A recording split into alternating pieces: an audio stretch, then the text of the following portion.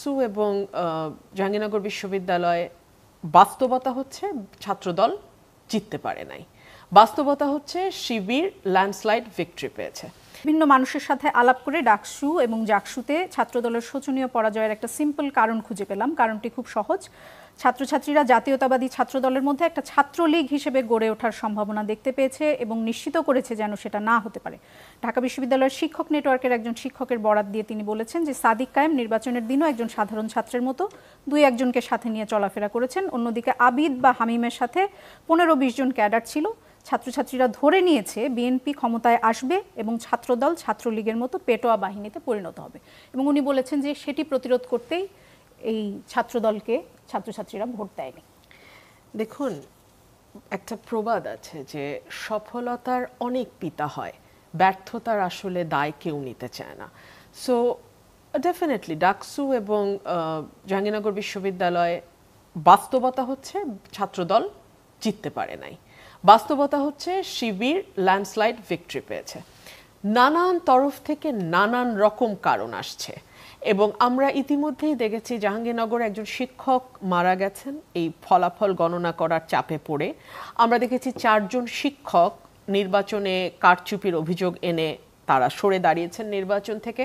আমরা দেখেছি শুধু ছাত্রদল নয়, শিবির বাদ দিয়ে অন্যান্য যেই প্যানেলগুলো ছিল তারা ম্যাক্সিমামই, স্বতন্ত্র বাদ দিয়ে তারা ম্যাক্সিমামই নির্বাচন বয়কট করেছে।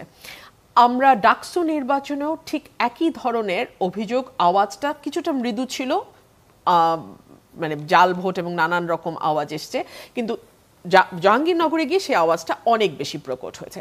আমি যদি এটাকে একপাশে সরিয়েও রাখি, বাস্তবতা হচ্ছে 15 বছর আওয়ামী লীগের শাসন আমলে ছাত্রদল বিশ্ববিদ্যালয়ে ঢুকতে পারে নাই, কোনো হলে থাকতে পারে নাই, তাদের পরিচয় লুকিয়ে তারা পলিটিক্স করে নাই, তাদের কারা কারা ছাত্রদল করে এটা সবাই জানতো এবং তাদের বিরুদ্ধে মামলা হামলা গুম নানান রকম নিবর্তনমূলক আচরণ ছিল।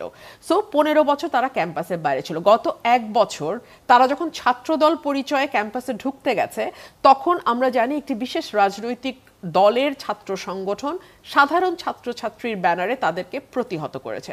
সো সেই সময়টাতেও কিন্তু গত 1 বছরও কিন্তু ছাত্রদল ক্যাম্পাসে যেতে পারে নাই।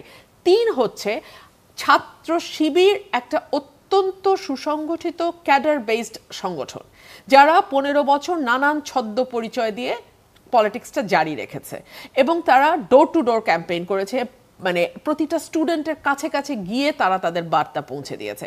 এই জায়গায় ছাত্রদলের সম্ভবত একটা ঘাটতি ছিল। ছাত্র শিবিরের এই প্যানেল কিন্তু 1 বছর আগেই রেডি করা মানে ডিক্লেয়ার্ড প্যানেল না, বাট তারা জানতো কে সভাপতি হবে, কে ভিপি পদে দাঁড়াবে, কে জিএস পদে দাঁড়াবে, কে কোন পদে দাঁড়াবে, এটা তারা জানতো। এবং আপনি দেখুন, আমি এটা জাতীয় রাজনীতির সাথে একটা মিল আপনাকে দেখাই। তারা মুখে পিআরের কথা বলছে, তারা মুখে হুমকি দিচ্ছে জুলাই সনদ বাস্তবায়িত না হলে কোনো নির্বাচন হবে না, তারা মুখে বলছে যে অন্যান্য 14 দল সহ যদি জাতীয় পার্টি নিষিদ্ধ না হয়, লেভেল প্লেইং ফিল্ড না হয়, তারা নির্বাচনে যাবে না। এগুলো তারা বলছে ঠিকই, কিন্তু একমাত্র জামাত হচ্ছে সেই রাজনৈতিক দল যাদের 300 আসনের ম্যাক্সিমামটাতেই ক্যান্ডিডেট রেডি করা। অন দি আদার হ্যান্ড বিএনপির কিন্তু এটা এখনো বিএনপির নেতাকর্মীরা জানে না যে কোন কনস্টিটিউয়েন্সি থেকে কে নির্বাচনটা করতে যাচ্ছে। জাতীয় নির্বাচনেও কি একই অবস্থা? সেটা আমি পরে আসবো।